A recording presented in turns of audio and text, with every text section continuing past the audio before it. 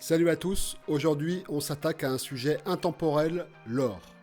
Ce métal précieux qui fascine depuis des millénaires, mais qui est bien plus qu'un simple bijou ou un objet de collection. Pourquoi l'or est-il si spécial? Pourquoi traverse-t-il les âges en restant une valeur refuge? Et surtout, faut-il investir dedans aujourd'hui?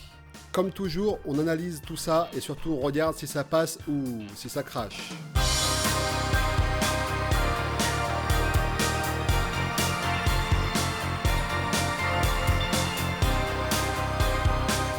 Mais qu'est-ce que l'or? L'or, c'est un métal précieux, rare et chimiquement stable. C'est l'un des premiers métaux à avoir été utilisé par l'homme, et il est extrait depuis des milliers d'années. Sa couleur unique, sa malléabilité et son éclat naturel le rendent précieux, mais sa rareté est la clé de sa valeur. L'histoire de l'or est fascinante et remonte à des milliers d'années, on regarde ça très rapidement. À l'Antiquité, dès 3000 avant Jésus-Christ, les Égyptiens utilisaient déjà l'or comme monnaie et comme symbole de richesse divine. Les Romains frappaient des pièces en or pour leurs échanges. Au Moyen-Âge, l'or devient un symbole de pouvoir. Les rois et les empires accumulent des trésors en or.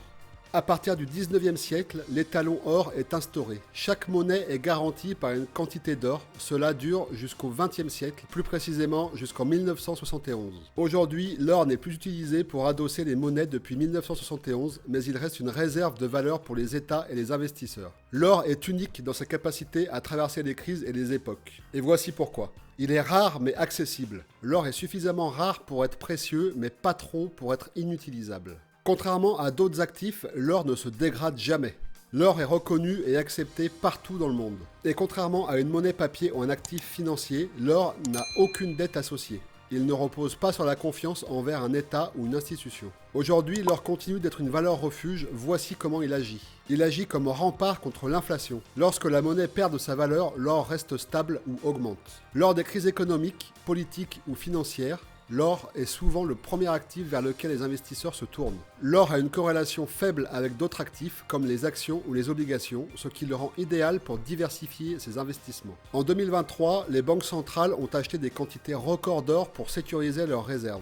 Voyons comment l'or a performé au fil des années. Sur le long terme, depuis 1971, le prix de l'or a été multiplié par plus de 50. Oui, si tu avais acheté 1000 € d'or en 1971, aujourd'hui tu aurais plus de 50 000 €, et ce, juste en patientant. Le rendement moyen annuel sur les 20 dernières années est d'environ 9%. Sur le court terme, l'or est très volatile, surtout en fonction des taux d'intérêt et des tensions géopolitiques.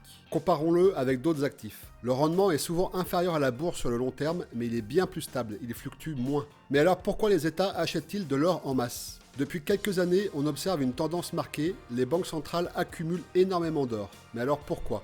D'abord pour la dédollarisation, notamment avec les BRICS. On verra ça plus tard dans une vidéo. Beaucoup de pays souhaitent réduire leur dépendance au dollar américain. L'or est une alternative neutre. Mais aussi pour la stabilité économique. L'or garantit une réserve stable en cas de crise monétaire. En période d'incertitude, comme les guerres ou les sanctions économiques, l'or est un actif sûr. Il a tendance à monter fortement pendant ces périodes, car les investisseurs vendent leurs actions pour se réfugier dedans, pour avoir plus de sécurité. En 2023, la Chine et la Russie ont été parmi les plus gros acheteurs d'or au monde.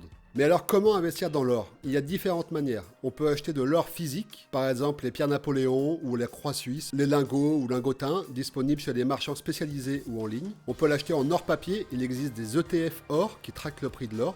Il y a aussi certaines banques en ligne qui proposent des investissements dans l'or. On peut investir dans les mines d'or, comme les entreprises minières, par exemple Barrick Gold ou Newmont Corporation. On peut aussi acheter de l'or tokenisé. Acheter de l'or via les cryptos adossés à l'or, par exemple le Pax Gold ou le Tether Gold. Ça a un gros avantage, car quand tu achètes de l'or physique, les banques qui gardent ton or dans un coffre te prennent des frais tous les ans. Avec de l'or tokenisé, l'or est à toi, en crypto, et personne ne te prend des frais de garde. Comme je l'ai dit précédemment, l'or est directement influencé par les tensions internationales. Les conflits armés par exemple. La guerre en Ukraine a renforcé l'intérêt pour l'or comme valeur refuge.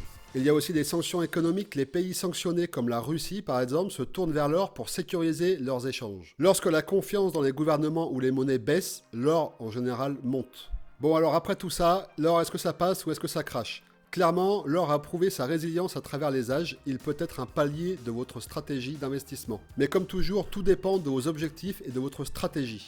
Investissez intelligemment et souvenez-vous, diversifiez vos placements pour être prêt à affronter toutes les situations. Allez, on se retrouve prochainement pour une nouvelle vidéo. Ciao!